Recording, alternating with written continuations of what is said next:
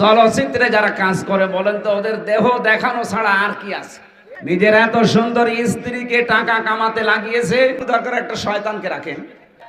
যদিও কার ইশারায় কোন ফাঁকে কিভাবে কি হয়ে গেল আমরা জানি না। এই ফারুকের মতো মানুষকে উপদেষ্টা বানানো ৯৬% মুসলমানের দেশে ঠিক হয়নি, কারণ এটা হিন্দুর চাইতেও খারাপ। একটা হিন্দু মানুষকে দিতেন, এই লোকটা সমকামী, এ প্রমোট করে সমকামিতাকে। নিজের এত সুন্দর স্ত্রীকে টাকা কামাতে লাগিয়েছে, বাকিটা না নাই বললাম। চলচ্চিত্রে যারা কাজ করে বলেন তো ওদের দেহ দেখানো ছাড়া আর কি আছে? আগেকার সিনেমা, নোবেল, নাটক, থিয়েটারে একটা শিক্ষা দিত, এখন কোন শিক্ষা নেই এগুলোই। আগে শুরু হয় ধর্ষণ দিয়ে, শেষ হয় ধর্ষণ দিয়ে। বাস্তবতা আপনি কোথায় নিয়ে গিয়েছেন? নিজের বউকে দিয়ে, যারা নিজের বউর দেহ, শরীর, বিভিন্ন জিনিস মানুষকে দেখিয়ে টাকা ইনকাম করে, এর চিন্তা ভাবনা, চরিত্র আর কত ভালো হতে পারে? তারে দিয়েছেন এই জায়গায়। আমরা চাই এখান থেকে তাড়াতাড়ি ওরে বিদায় দেন। সারা দেশের মানুষের একই কথা যে একে রাখা যাবে না। আপনি দরকার একটা শয়তানকে রাখেন, তাও তাকে অন্তত কোরআন হাদিস পড়িয়ে বশ বানানো যাবে। আরো কোরআনের পুরা বিরুদ্ধে সমকামিতা, এই শব্দটা কোরআনের বিরুদ্ধে না? সূরা নিসার ভেতরে আছে। ওরা আল্লাহর সিস্টেমকে পাল্টিয়ে ফেলতে চায়। আল্লাহ বলেন যুজ্জিনা লিন-নাসি হুব্বুশ শাহাওয়াতি মিনান নিসা। আমি পৃথিবীর প্রতিটি মানুষের ভেতরে মহব্বত পয়দা করে দিয়েছি, আকর্ষণ তৈরি করে দিয়েছি মেয়েদের প্রতি। আর ওরা মেয়েদের বাদ দিয়ে পুরুষে পুরুষে বিয়ে করবে। বলেন নাউযুবিল্লাহ। আদ জাতিকে যেভাবে ধ্বংস করেছিল আল্লাহ, ডেড সি বানিয়ে দিয়েছে। এই যে কি জর্দানি, একটা সাগরই মৃত সাগর হয়ে গেছে এই গোনাটা করার কারণে। বাংলাদেশকে আজ অনেকে গজব প্রাপ্ত রাষ্ট্র বানাতে উঠে পড়ে লেগেছে গোপনে। এই ষড়যন্ত্র সফল হতে দেওয়া হবে না ইনশাআল্লাহ। হ্যাঁ, ঠিক আছে আমার ভাইরা। হযরতে আদম নবীকে আল্লাহ ডাক দিয়ে বলেছিলেন, যা খাবে স্ত্রীকে খাওয়াবে, যেখানে ইচ্ছা সেখানে যাবে। তার মানে বউ নিয়ে শুধু ঘরের পরিবেশে থাকা এটা ইসলাম না। আপনি ঘোরাফেরা করতে পারবেন।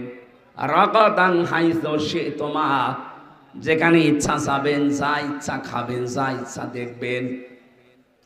আমিরে জামাত ডাক্তার শফিকুর রহমান এই শব্দটাকেই ব্যাখ্যা করে তিনি বলেছিলেন, যদি দেশে সত্যি আল্লাহ ইসলামের হাতে তুলে দেয়, সবচাইতে বেশি নিরাপদে অধিকার ভোগ করবে মেয়েরা। আমরা কোরআনের আয়াত বিশ্বাস করি না ওনার মতো? কথা বলেন না কেন? না, আমরাও চাই এদেশে আল্লাহর কোরআনের বিধান যদি চলে আসে, সবচাইতে বেশি নিরাপদে থাকবে মেয়েরা। ওয়ালা তাকরাবা হাদিহি শাজারা, এই গাছের কাছে যাবে না। এই গাছ মানে পেঁপে গাছ, হ্যাঁ না। আমরা অনেকে মনে করি গন্ধম গাছ, শুধু না। কিসের গন্ধম গাছ? শুধু যদি গন্ধম উদ্দেশ্য হবে, তাহলে কোরআনে আয়াত নাজিল করে এই ১৫০০ বছর পরে আমাদের কাছে জানাবে কেন? এটার দ্বারা আল্লাহর নির্ধারিত বর্ডার গুলো আল্লাহ বুঝিয়েছেন। ৫০০ বর্ডার আছে আল্লাহর। কত বলেন বলেন? বাংলাদেশের চারিদিকে এই বর্ডার আছে না নেই? যে কোনো বর্ডার দিয়ে যদি আপনি প্রতিবেশী রাষ্ট্রে যেতে চান, অবশ্যই আপনাকে বৈধ পাসপোর্ট এবং সিল লাগবে, ওখানে ভিসা লাগানো লাগবে। আল্লাহ পাক বলেন, আমার এই পৃথিবীতে একটা বর্ডার আমি বানিয়ে দিয়েছি। চলাফেরা করবা, খাবা, মন মতো চলবা, কিন্তু যখনই বর্ডারের কাছে যাবা, থেমে যাবা। এই বর্ডার ক্রস করা যাবে না। এই বর্ডার গুলো ক্রস যেন না হয়, এই জন্য আইন তৈরি করা লাগবে। আইন তৈরি করে করে ওই বর্ডার গুলো তো সীমারেখা দেবেন, ওখানে গেলেই জনগণ থেমে যাবে না, আর পার হওয়া যাবে না। এই সিস্টেম যখন চলতে থাকবে, একদিন, ২ দিন, ৫ দিন না, বিশ্ব নবী যেমন বলতে পেরেছিলেন, খায়রুল কুরুনি করনি, আমার যুগ শ্রেষ্ঠ যুগ। খায়রুন নাসি মাইয়ানফাউন নাস, বিশ্বনবী জানিয়েছেন পৃথিবীতে ওই লোকটাই আল্লাহর কাছে সবচাইতে বড় উত্তম, যার দ্বারা মানুষের উপকার হবে। সেই রকম মানুষগুলো আমরা তৈরি করতে চাচ্ছি। আর এগুলো তৈরি করতে খুব বেশি সময় লাগার কথা নাই। ১৬২৮ জন মানুষ যদি পরিবর্ধন হয়ে যায়, এই পুরা বাংলাদেশ একটা মিনি জান্নাত হয়ে যাবে। আল্লাহ সেইটা যেন আমাদের চর্ম চোখে দেখার পরে মরণ দেন, বলেন আমিন। দরুদ আর সালাম পড়ছে আমাদের নবী মুহাম্মদুর রাসূলুল্লাহ সাল্লাল্লাহু আলাইহি ওয়াসাল্লামের প্রতি। একটা গুরুত্বপূর্ণ তথ্য সবাইকে জানাচ্ছি। সূরা আলে ইমরান, এটার আয়াত নাম্বার 81, 71 নাম্বার আয়াত।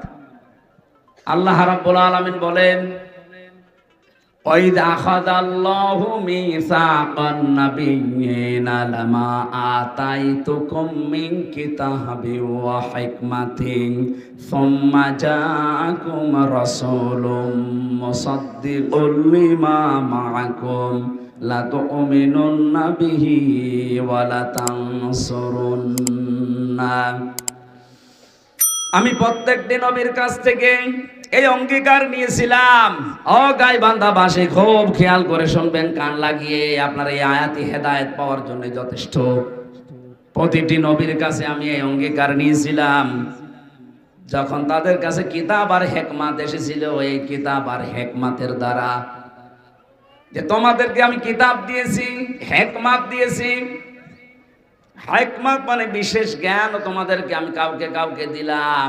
তোমাদের পরবর্তীতে একজন আসতেছে, ওই নবী এসে তোমাদের কিতাব এবং হিকমতের সত্যতা প্রমাণ করবে। যখন তিনি এসে যাবে তোমাদের কাছে, লা তুমিনুন্না বিহি ওয়ালা তানসুরুন্না, তাকে তোমরা বিশ্বাস করবা, ঈমান আনবা তার প্রতি এবং তাকে সাহায্য করবা। আমার প্রশ্ন হচ্ছে, যার কথা এই আয়াত দ্বারা প্রমাণ পাওয়া যায় তিনি হচ্ছেন আমাদের নবী মুহাম্মদুর রাসূলুল্লাহ। কথা বলা লাগবে।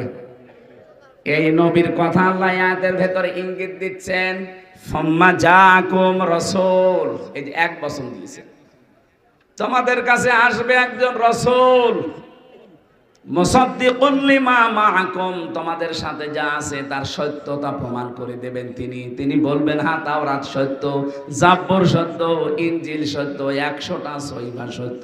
এ কথা তিনি বলবেন। তিনি বলেছিলেন না, বলেন নাই? বলেছেন, কিন্তু জানিয়েছেন যে তাদের উম্মতেরা তাদের নিজেদের স্বার্থে তাদের কিতাবগুলো উলট পালট করে ফেলেছে, পরিবর্তন করেছে। কিন্তু কিতাবগুলো আল্লাহর। কিতাব কার? তোমাদের উচিত হবে এখন লা তুমিনুন্না বিহি ওয়ালা তানসুরুন্না, লাম দিয়েছেন আল্লাহ। অবশ্যই তার প্রতি তোমরা ঈমান আনবে, তাকে বিশ্বাস করবে এবং তাকে সাহায্য করবে। এতে প্রথম শব্দটা লা তুমিনুন্না বিহি, তার প্রতি ঈমান আনবে। আমার তো মনে হয় এখন যদি মুসা নবীও দুনিয়ায় আসে, সে যদি মুহাম্মদুর রাসূলুল্লাহর প্রতি ঈমান না আনে, সেও জাহান্নামে যাবে। কথা বলেন না কেন? মুসা নবীর মতো মানুষ যদি এ জামানায় এসে তার প্রতি ঈমান না আনার কারণে জাহান্নামে যাওয়া লাগে, আপনি কি হয়ে পড়েছেন?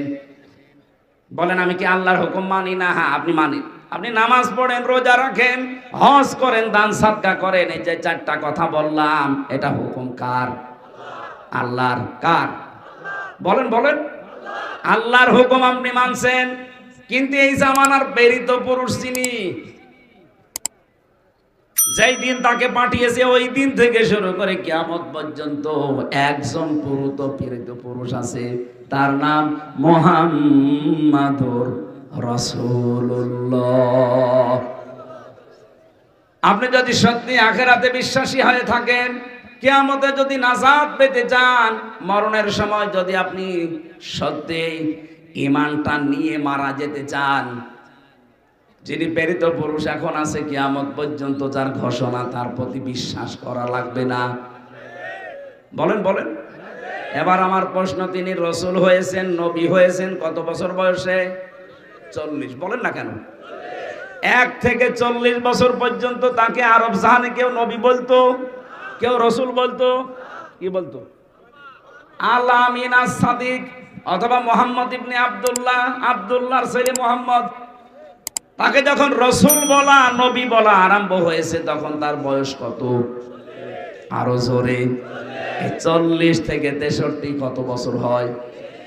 23-এর ভেতরে 13 বছর তিনি মক্কায়।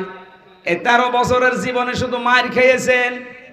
এদেশের আজ হাজারো লক্ষ মানুষ বলে, হুজুর এই 13 বছরের কথা বলতে পারেন না, একটু কান্নাকাটি করি।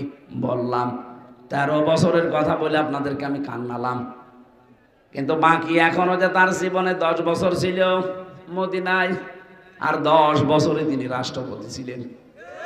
কথা বলে না কেন? ওই কথাটা যখনই তুলে আনি তখনই বলে হুজুর এটা তো দুনিয়ার কথা, এটা রাজনীতি, আপনার ইমান তো আনা হচ্ছে না। আল্লাহ যে বললেন লা তুমিনুন্না বিহি, তার প্রতি ইমান আনো। আপনি তো 13 বছর ইমান আনলেন, 10 বছর আনেন না, আপনি অর্ধেক ইমানদার। কথা বুঝতেছেন? শুধু ইমান আনলেই হবে? এখানে শব্দটা কি? ওয়ালা তানসুরুন্না, তাকে সাহায্য করা লাগবে। প্রশ্ন আমার, এখন তিনি আছে? এই জবাব দেন না কেন? তিনি নেই, কিন্তু কিয়ামত পর্যন্ত আয়াতটা থাকবে না। কি মিন করেন আপনি? কিয়ামত পর্যন্ত হয়তো নবীজি এখানে নেই, থাকবেন না, কিন্তু তার নায়েব আছে। এই যে এটা দেখতে পাচ্ছেন, এটা তার নায়েব, স্থলাভিষিক্ত। উনি যা যা করেছেন, যা সাহায্য পেয়েছেন, ওনাকেও তাই তাই করা লাগবে, ওনাকেও সেই সাহায্য করা লাগবে। শুধু উনি না, যত মানুষ এলেম পেয়েছে দুনিয়া এবং এলেমের উপরে আমল করেছে, তাদেরকে আপনি বিশ্বাস করবেন, ঈমান আনবেন তাদের প্রতি আপনি সাহায্য করবেন। একটা রিকোয়েস্ট, আপনি যদি এই চ্যানেলে নতুন এসে থাকেন অথবা সাবস্ক্রাইব না করে থাকেন, অনুগ্রহ করে এখনই সাবস্ক্রাইব করে পাশে বেল আইকনটি বাজিয়ে অল নোটিফিকেশন সিলেক্ট করে দিন।